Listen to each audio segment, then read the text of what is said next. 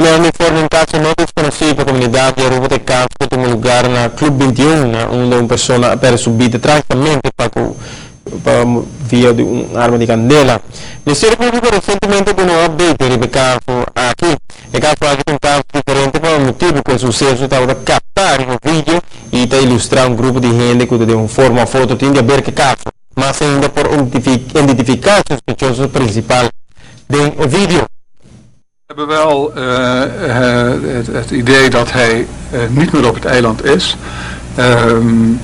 Maar we zijn nog steeds op zoek naar deze persoon.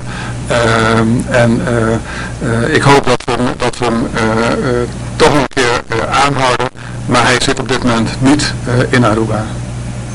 Apunta il Ministero Pubblico che il processo sta di un caso particolare maniera, è caso di Club 21. Als iemand in het buitenland zit, dan kunnen wij via een rechtshulpverzoek proberen de aanhouding te regelen, wellicht ook de uitlevering te vragen van zo'n persoon. Maar het betekent wel dat we moeten natuurlijk weten waar zo'n persoon zit en het land waar hij dan verkeert moet ook meewerken om hem uit te leveren aan Aruba.